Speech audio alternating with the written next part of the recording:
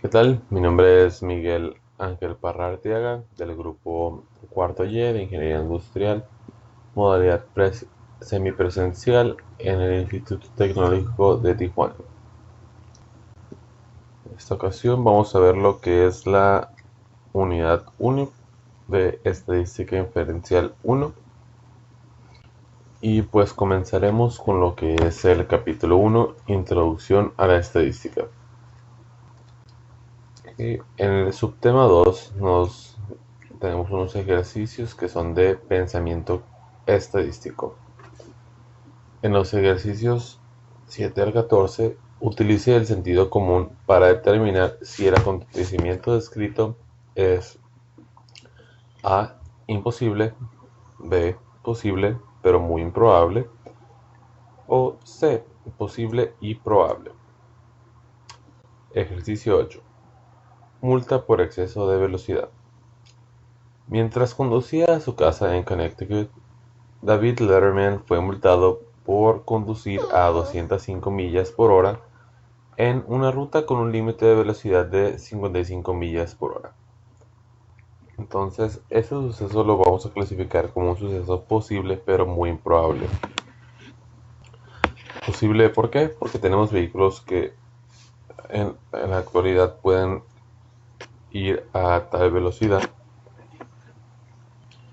pero improbable debido a que son vehículos muy limitados y pues por lo regular necesitan estar en un circuito cerrado para poder alcanzar tales velocidades descritas. Ejercicio 9. Semáforos. Mientras conducía por la ciudad, Mario Andretti se encontró con 3 semáforos consecutivos y todos estaban en verde. El suceso a continuación se clasifica como un suceso posible y muy probable. Y pues eso porque lo decimos, porque los semáforos en la ciudad están programados para que la mayor cantidad de semáforos en verde le toquen a un conductor. ¿Para qué? Para minimizar lo que es el tráfico. Ejercicio número 10. Día de Acción de Gracias. El año próximo, el Día de Acción de Gracias caerá en lunes. El siguiente suceso se clasificará como lo que es un suceso imposible. ¿Por qué decimos esto? Porque el Día de Acción de Gracias es el cuarto jueves de noviembre, por lo cual es imposible que el Día de Acción de Gracias caiga en un lunes. Estos ejercicios, pues como vimos, son más que nada de pensamiento estadístico o pues de lógica, ¿no? Lo que es siendo esto lo que involucra más que nada.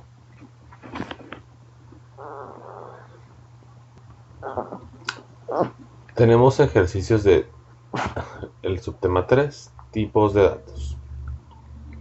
Ejercicios de las páginas 16 al 17 del libro. Vamos a resolver ejercicios 8, 10 y 18, con un total de 13 ejercicios a resolver. En los ejercicios 5 a 12 vamos a determinar si el valor dado es un valor estadístico o un parámetro. Ejercicio 8. Dispositivos para cruzar las calles. En la ciudad de Nueva York hay 3.250 dispositivos para cruzar las calles. Los peatones tienen que presionar un botón de dichos dispositivos ubicados en las intersecciones de tránsito para controlar las luces del semáforo. Se descubrió que el 70% de los aparatos no funcionan, según datos del artículo For Exercise in New York Utility Push Button de Michael Liu en el New York Times. El anterior se va a clasificar como un dato estadístico, ya que para obtenerlo se tuvo que hacer un estudio que es, pues los datos los muestran en el artículo ya mencionado del New York Times. Entonces, es por eso que se clasifica como un dato estadístico. Ejercicio 10. Tabla periódica. El peso atómico promedio o la medida del peso atómico de todos los elementos de la tabla periódica es de 134.355 unidades de masa atómica unificada. Esto lo vamos a considerar igual como un dato estadístico, ya que son datos precisos que se encuentran en lo que es la tabla periódica.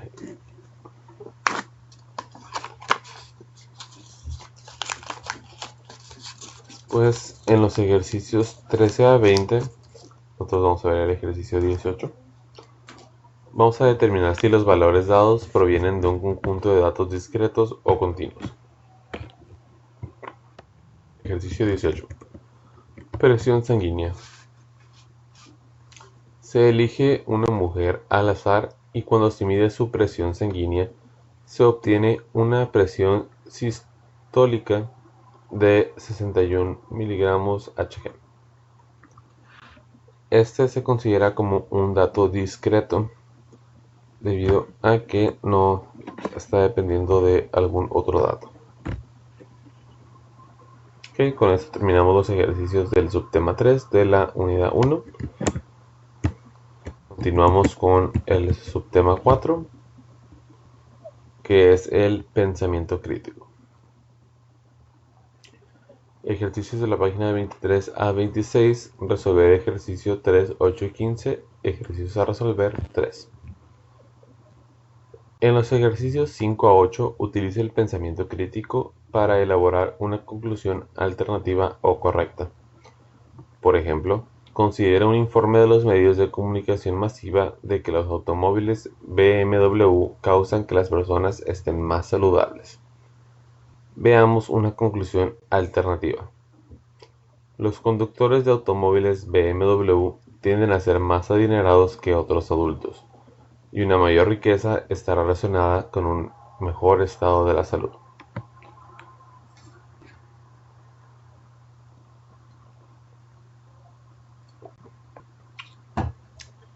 Entonces aquí tenemos pues el ejemplo de lo que buscamos obtener en los siguientes ejercicios. Un enfoque más crítico, no asumiendo las cosas solamente porque los datos puede que tengan algún tipo de correlación. Entonces empezamos con el ejercicio 3, correlación y casualidad. Con el uso de datos del FBI y de la Oficina de Alcohol, Tabaco y Armas de Fuego, the Bureau of Control, Tobacco and Firearms, métodos estadísticos demostraron que para los diferentes estados de Estados Unidos existe una correlación o asociación entre el número de armas automáticas registradas y la tasa de homicidios. Podemos concluir que un incremento en el número de armas automáticas registradas causa un aumento de la tasa de homicidios. ¿Podríamos reducir la tasa de homicidios disminuyendo el número de armas automáticas registradas? No. Hay una relación, pero esto no quiere decir que uno sea la causa del otro. No podemos asumir esto sin un estudio más a detalle, simplemente por lo que un dato nos está insinuando. No hay un estadístico de que los controles de las armas automáticas tengan una relación con los homicidios, o que estos homicidios hayan sido con armas automáticas. Siguiente ejercicio, prueba sesgada. En el caso judicial Estados Unidos contra la ciudad de Chicago, un grupo minoritario falló en el examen para ocupar el cargo de capitán de bomberos en una tasa mucho más alta que el grupo mayoritario. Conclusión: el examen está sesgado y provoca que los miembros del grupo minoritario tengan una tasa de falla mucho más elevada. El grupo mayoritario tiene mayores recursos. La conclusión alterna es que el grupo mayoritario tiene mayores recursos, por lo que está mejor preparado para el examen. En los ejercicios 9 a 12,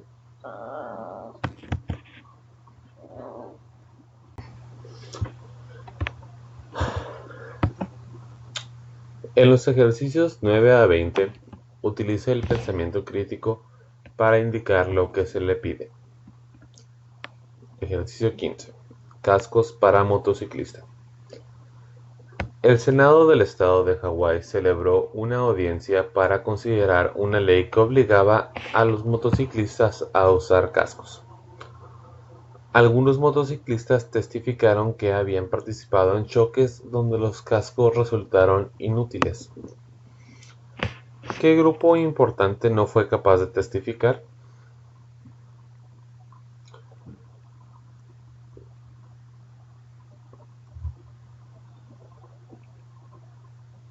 En este caso, pues vemos que por obvias razones los motociclistas muertos no pueden testificar. Entonces, estos son los que en sí, por los que se podría argumentar la necesidad de los cascos para un motociclista, porque pues estos están protegiendo la vida del mismo. Caso contrario, los que fallecieron.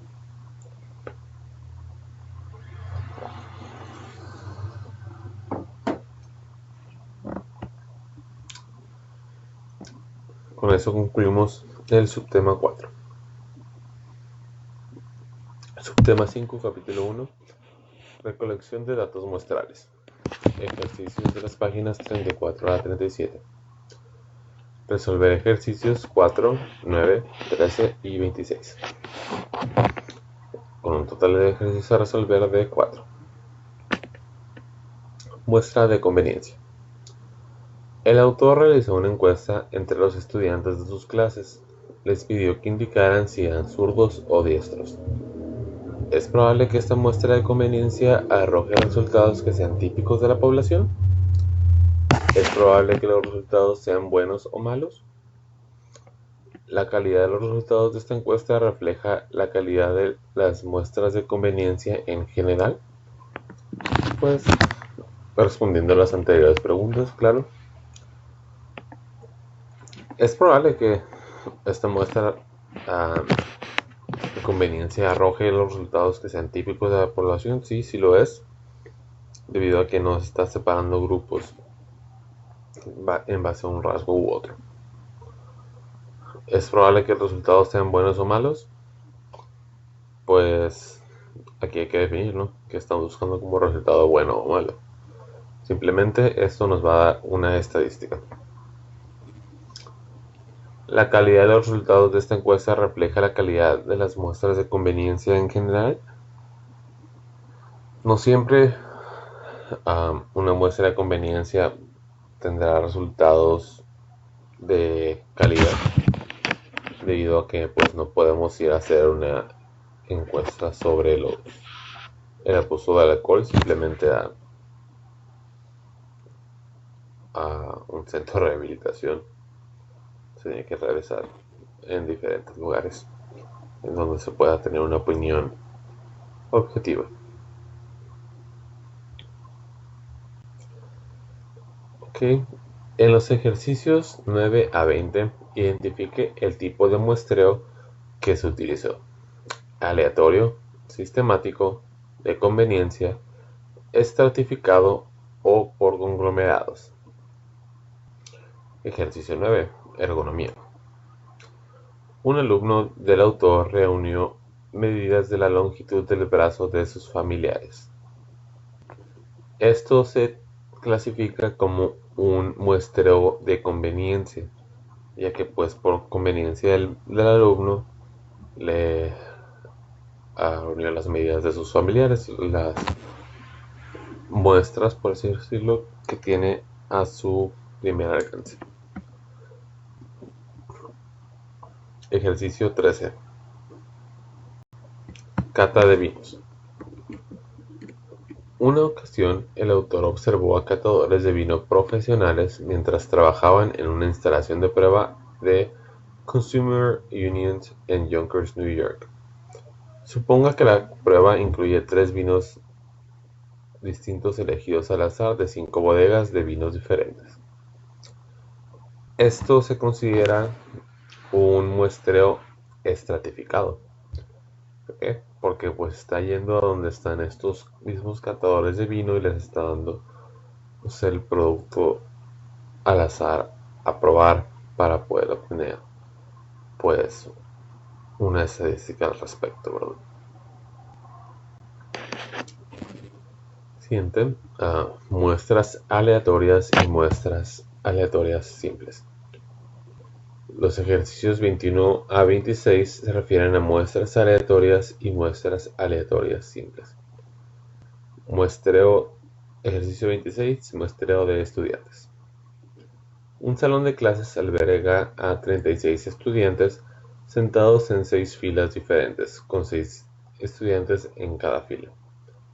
El profesor arroja un dado para elegir una fila y luego lo arroja nuevamente para elegir un estudiante específico de la fila.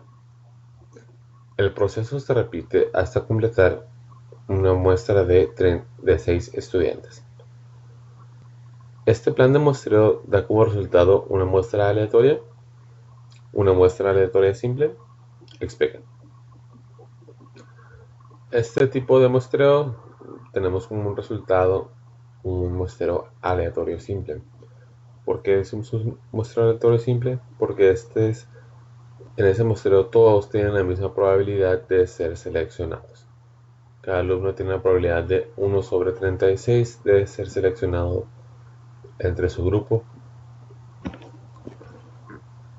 Y con esto damos concluido lo que es el capítulo 1 de la unidad 1 de estadística inferencial. Cubrimos un par de temas, que fue el pensamiento estadístico, más que nada la lógica. Pues tuvimos los tipos de datos, ya sea si son estadísticos o parámetros, y vimos también lo que es el pensamiento crítico, no dejarnos guiar por la primera impresión de un dato, sino buscar diferentes puntos de acercamiento.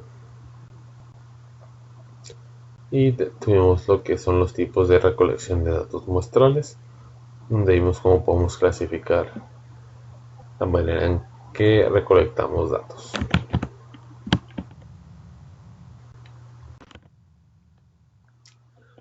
Capítulo 2.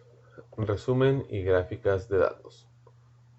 Páginas 43 a la 48. Subtema 2. Distribución de frecuencias. Ejercicios de la página 52 a 55. Resolver ejercicios 7, 18, 24 y 29. Ejercicios a resolver 4.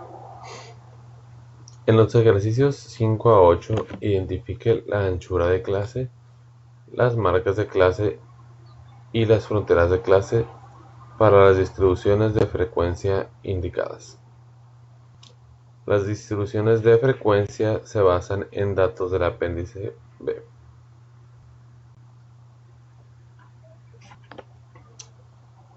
Ejercicio 7, tenemos aquí una distribución de 5 clases. Entonces nos pide obtener la anchura de clase, la marca de clase y las fronteras de clase para las distribuciones indicadas. Tenemos la anchura de clase de 1, que es la diferencia entre el límite inferior de cada clase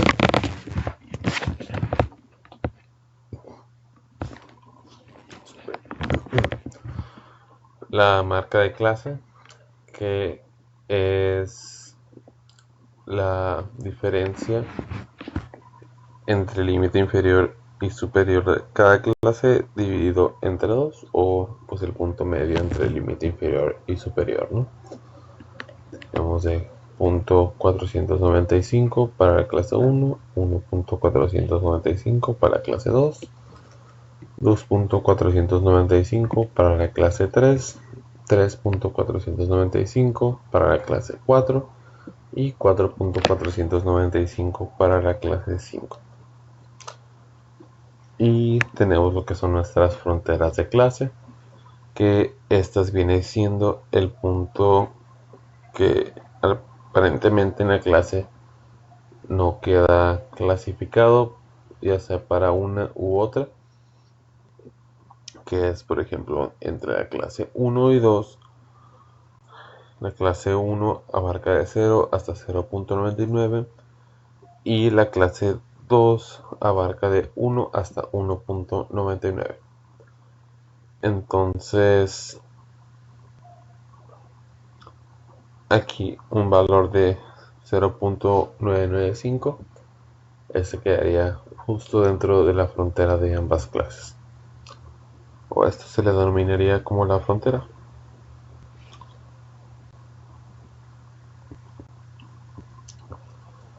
Ejercicio 18. Radiación en dientes de leche. A continuación se presenta una lista con las cantidades de estroncio 90 en milibecquereles que hay en una muestra aleatoria simple de dientes de leche. La muestra se obtuvo de los residentes de Pensilvania nacidos después de 1979, con base en datos de An Unexpected Rise in Strontium 90 in US Deciduous Teeth in the 1990s, de Mangano y otros. Science of the Total Environment. Construya una distribución de frecuencias con 8 clases. Inicie con un límite inferior de clase de 110 y utilice una anchura de clase de 10. Existe una razón por la que este tipo de datos son importantes. Aquí tenemos nuestro conjunto de datos y al empezar a distribuir nuestras clases con un límite inferior de 110, como lo indica el ejercicio, y una anchura de clase de 10,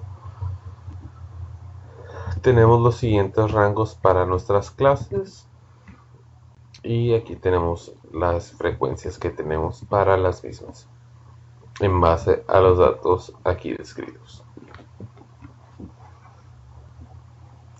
Entonces en este ejercicio vemos que la mayor concentración se encuentra en lo que son la clase 4 y 5, 140 a 149 y 150 a 159. Esto representando más del 50% de los datos.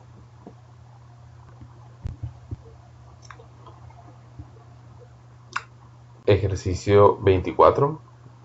Pesos de papel desechado. Como parte del proyecto Garbage de la Universidad de Arizona, se analizó la basura desechada de 62 hogares. Y remítase a los 62 pesos del papel desechado en el conjunto de datos 22 del apéndice B y construya una distribución de frecuencias. Inicie con un límite inferior de clase de 1 libra y utilice una anchura de clase de 4 libras. Parece que los pesos del papel desechado tienen una distribución normal. Compare los pesos del papel desechado con los pesos del metal desechado consultando la distribución de frecuencias del ejercicio 7. Entonces aquí tenemos lo que son nuestros pesos de 1 a 5 libras, de 5 a 9, de 9 a 13, de 13 a 17 y de 17 a 21. En este caso, la mayoría de nuestros datos se concentran dentro de la categoría 2 y 3. Donde hay pues la gran mayoría de nuestros datos, ¿verdad? Y al poner estos pesos dentro de lo que es un histograma, tenemos nuestra distribución normal.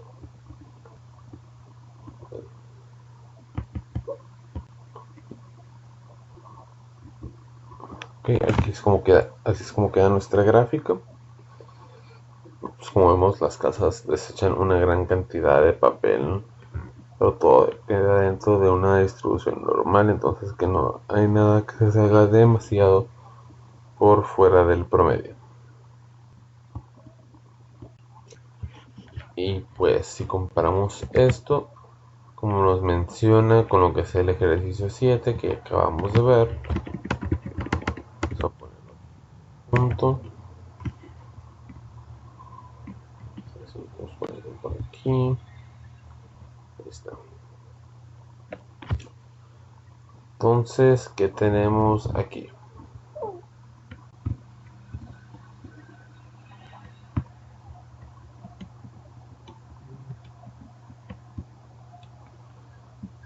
Tenemos que, comparándolo, se desecha pues muchísimo más papel, que el metal, aún siendo más pesado, pues al desecharse en menor volumen, pues sí es, o sea, el peso más grande aquí es considerado hasta de 5 libras casi, y pues ese es el límite superior simplemente de la primera clase en lo que es la categoría del papel. Y pues vamos a seguir hablando de estos ejercicios más adelante, así que no vamos a entrar más a detalle.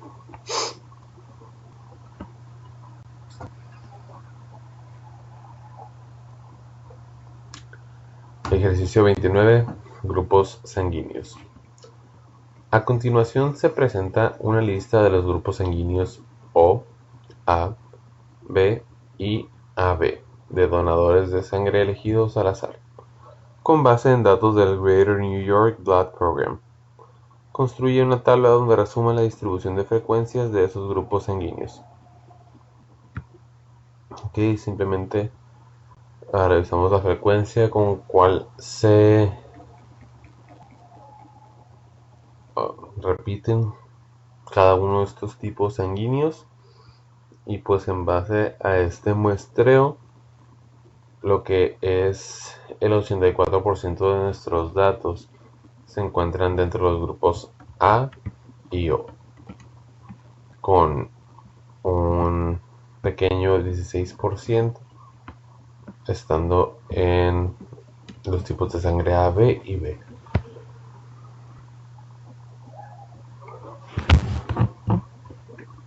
Pues que nos dice esto, que pues donadores del tipo AB y B son más raros debido a que pues que se presente este tipo de sangre es más raro en un individuo a comparación de los tipos de sangre A y O.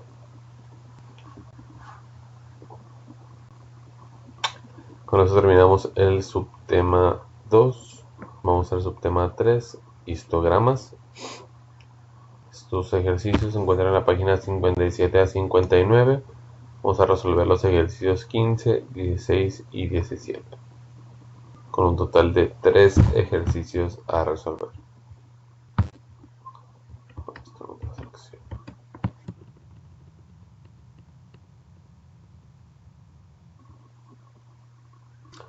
Okay, ejercicio número 15.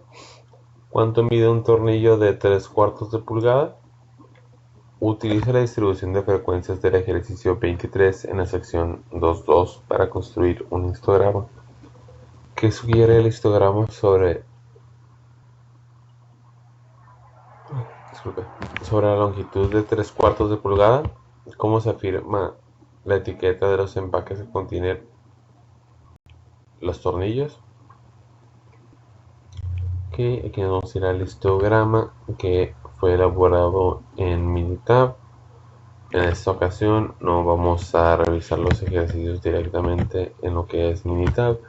Esto debido a que no tengo Minitab en esta computadora, pero se hicieron en otra computadora. Y pues aquí tenemos los resultados ya directos, que son los a las estadísticas y el histograma. Seleccionamos con FED y aquí tenemos nuestro histograma con lo que es la campana de Gauss. Entonces, ¿esto qué nos dice?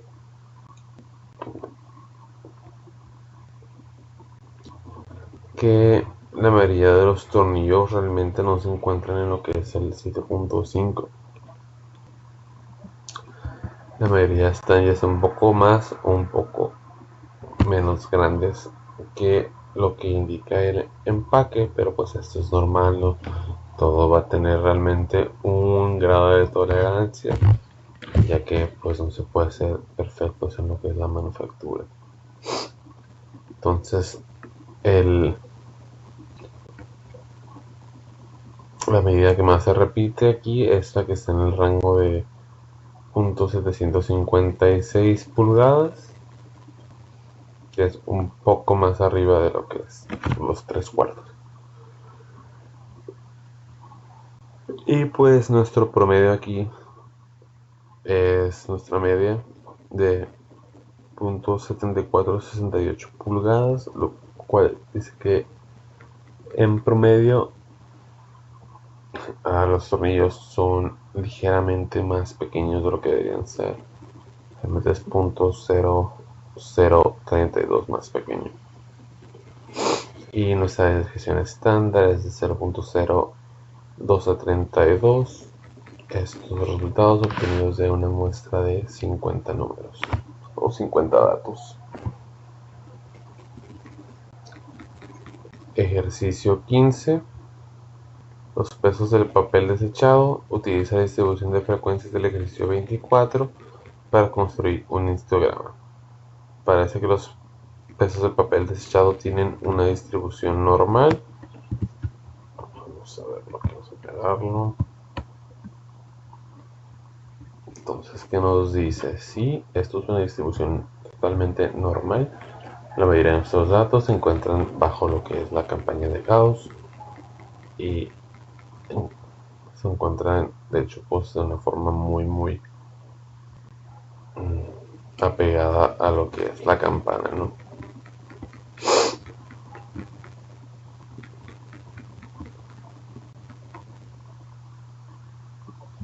Y pues nuestra media en cuanto al peso fue de 9.428 con una desviación estándar de 4.168 y esto obtenido de un total de 68 muestras. Ejercicio 17. Puntuaciones que otorga FICO. Utilice la distribución de frecuencias del ejercicio 25 en la sección 2.2 para construir un histograma. Parece que el resultado es una distribución normal, sí o no, ¿por qué? Vamos a ver aquí los resultados.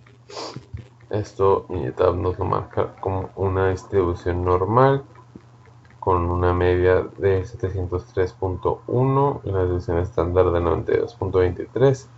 Esto obtenido de nuestras 100 datos de la muestra. Entonces, como vemos, la mayoría de los datos los tenemos bajo lo que es nuestra campana de Gauss, inclinándose a lo que es una distribución normal. Con esto terminamos el subtema 3 del capítulo 2. Continuamos con el subtema 4, gráficas estadísticas. Los ejercicios de la página 67 a 70. Resolveremos los ejercicios 5, 7, 13 y 22. Con un total de 4 ejercicios a resolver.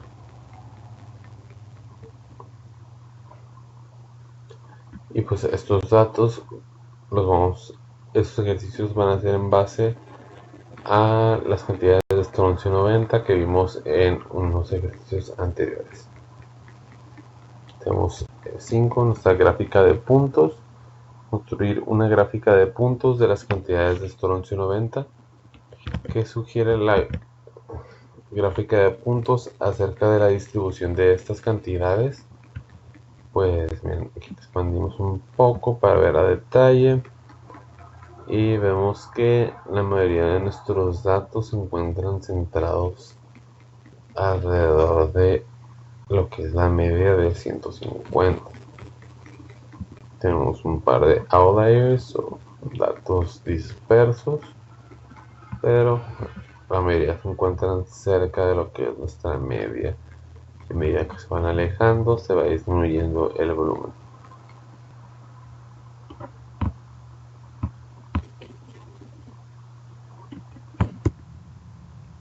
Y siguiente, ejercicio 7, polígono de frecuencias. Construya un polígono de frecuencias para las cantidades de estroncio 90.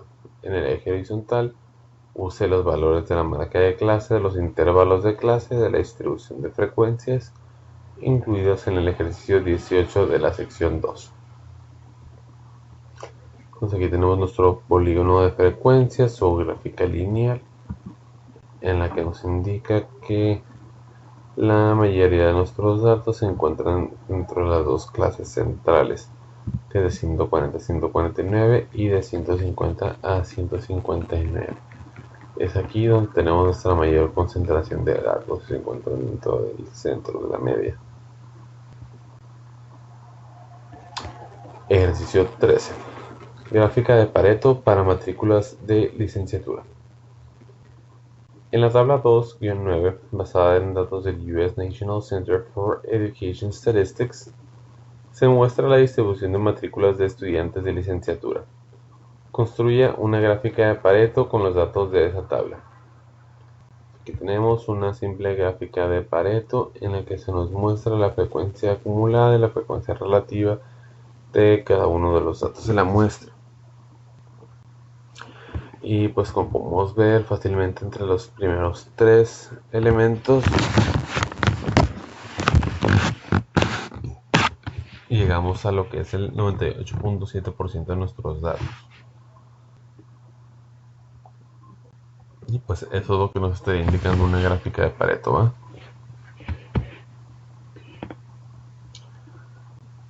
Los ejercicios 21 y 22, utilice los datos pareados del apéndice B para construir un diagrama de dispersión. Entonces tenemos el ejercicio 22, consumo de energía y temperatura. En el conjunto de datos 12, utilice las 22 temperaturas promedio diarias y las 22 cantidades correspondientes del consumo de energía. Representa las temperaturas en el eje horizontal. Con base en el resultado, existe una relación entre las temperaturas promedio diarias y las cantidades de energía consumida.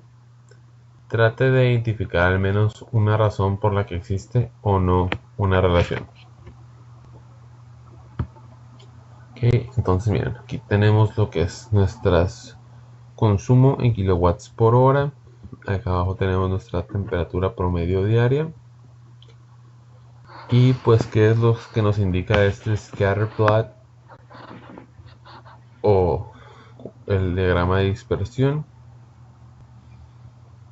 Tenemos las temperaturas bajas y que está consumiendo mucha electricidad. A medida que va acercándose la temperatura a una temperatura más promedio o temperatura ambiente, consume mucho menos electricidad. Se llegará a lo que es un promedio, ¿no? Y después que empieza a intentar subir la temperatura, pues esto también nos causa un aumento en el costo de la electricidad o en el consumo de la electricidad. Ya sea para mantener temperaturas bajas u altas se necesita tener el aire acondicionado pues trabajando a mayor potencia, más que para una simple ventilación para mantener una temperatura ambiente. Con eso terminamos el subtema 4. Avanzamos al subtema 5, pensamiento crítico, gráficas inadecuadas. La ética en la estadística. Ejercicio 3, la ética en la estadística. Suponga que como reportero de un periódico usted debe graficar datos que muestren que un alto nivel de tabaquismo causa un mayor riesgo de cáncer pulmonar, puesto que se podría ayudar a la gente y salvar las vidas al crear una gráfica que exagere el riesgo de cáncer pulmonar. ¿Sería ético construir una gráfica de este tipo?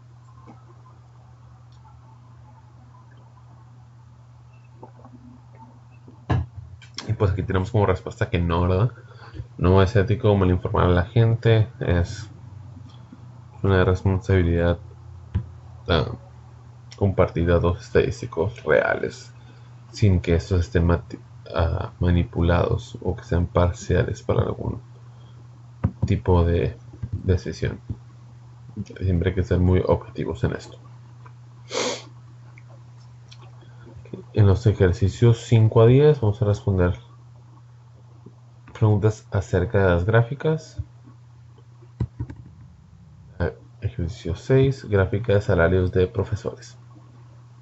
Observa las gráficas donde se comparan los salarios que reciben profesores de uno u otro sexo en universidades privadas, con base en datos del Departamento de Educación de Estados Unidos. ¿Qué impresión crea la gráfica? ¿Describe los datos de forma imparcial? Si no es así, construye una gráfica que describa los datos de forma objetiva. Pues miren, aquí tenemos la gráfica original. En esta gráfica, si la vemos así a simple vista, sin ver realmente los números, tenemos que parece que el salario de las mujeres es prácticamente una tercera parte que el de los hombres. Y así nos vamos a los números. Realmente tiene una varianza de aproximadamente 1200. Depende aquí donde situemos las barras, ¿verdad? Pero suponiendo que, digamos, las mujeres están en 5800, digo 58.000 y los hombres en 70. Vamos a construir una gráfica donde tenga los ejes más parejos. Entonces aquí tenemos la misma discrepancia entre los sueldos, pero pues lo hace ver ya más real, no como este que lo hace ver que es como 3 veces más grande. Sino sí tiene una diferencia, pero pues es mucho menor que la que intentaba dar la impresión de gráfica anterior.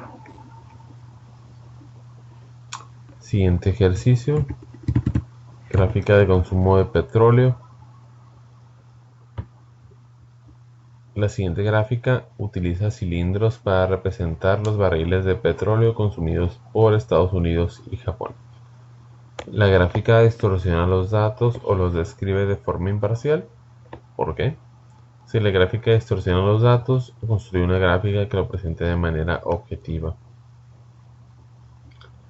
Modelo de petróleo, 20 millones de barriles para Estados Unidos y 5.4 millones para Japón. Y igual que el caso anterior, tenemos pues una imparcialidad aquí que pues es aproximadamente 4 veces más grande el consumo en Estados Unidos que en Japón. Pero pues esta gráfica nos dice que es muchísimo más grande que eso, ¿verdad? O sea, estamos hablando de una gran diferencia, pero las gráficas así lo malinterpretan. No tenemos el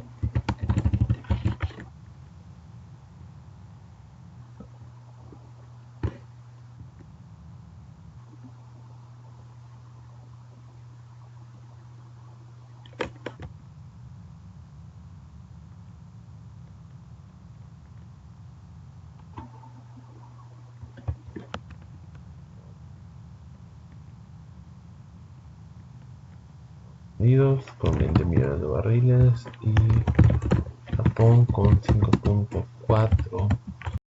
Entonces aquí podemos construir un tipo de gráfico.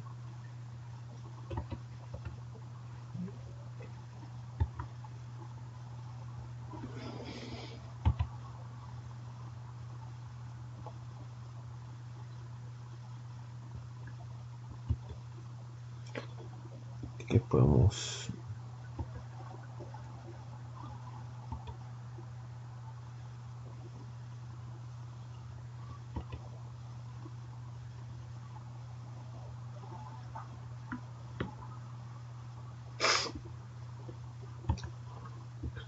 comparar con una simple gráfica columnas, ¿no? Como 3D para que esté como parecido al de los barriles.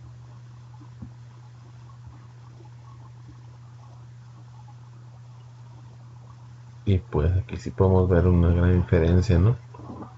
Pero no es igual a la diferencia que intentaba dar esta gráfica, que es mucho mayor.